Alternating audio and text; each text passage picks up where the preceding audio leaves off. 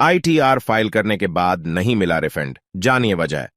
Income tax return ITR file कर चुके लोग अब अपने रिटर्न का इंतजार कर रहे हैं, लेकिन अगर आपका रिफंड आने में देरी हो रही है तो आपको इस बारे में पता होना चाहिए। बता दें कि आईटीआर फाइल करने के बाद आपको इसका ई वेरिफिकेशन करना अनिवार्य है। आई वेरिफिकेशन 30 दिनों के अंदर कंप्लीट हो जाना चाहिए। अगर आपने अपना आईटीआर आई वेरीफाई नहीं किया तो आपका आईटीआर फाइल किया हुआ नहीं माना जाएगा। बिना इसके फाइलिंग प्रक्रिया अधूरी मानी जाती है और आपका आईटीआर अमान्य हो जाता है। क्या कहते हैं एक्सपर्ट्स? टैक्स एक्सपर्ट्स का कहना है कि आपका आईटीआर प्रोसेस्ड होने के बाद आपको आपका रिफंड मिल जाएगा। एक्सपर्ट्स का कहना है कि रिफंड तुरंत नहीं आता है। इनकम टैक्स पहले से फाइल किए गए टैक्स की डिटेल को उसके पास अवेलेबल जानकारी के हिसाब से वेरीफाई करने के बाद आपको रिफंड जारी कर दिया जाएगा।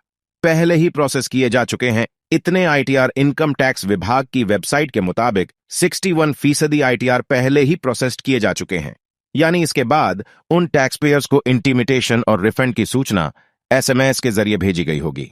आमतौर पर आपके आईटीआर को दाखिल करने और वेरीफाई करने के बाद रिफंड आप तक पहुंचने में 45 दिन लगते हैं।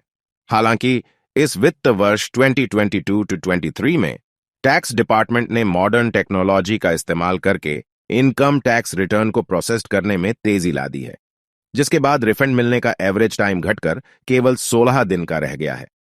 रखना होता है इन बातों का ध्यान। आईटीआर फाइल करते समय आपको कुछ बातों का बेहद ज्यादा ध्यान रखना चाहिए। सबसे पहले आपको यह ध्यान में रखना होगा कि जो भी जानकारी आप आईटीआर फाइल करते वक्त दाखिल कर रहे हैं वह एकदम सटीक होनी चाहिए। इससे आपको रिफंड मिलने में आसानी होगी।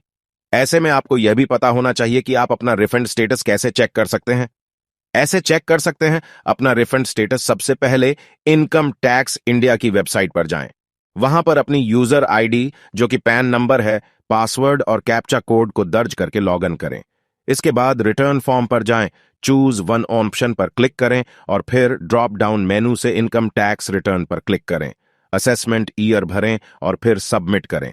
इसके बाद अपने रिफंड का स्टेटस जानने के लिए आईटीआर के एक्नॉलेजमेंट नंबर पर क्लिक करें।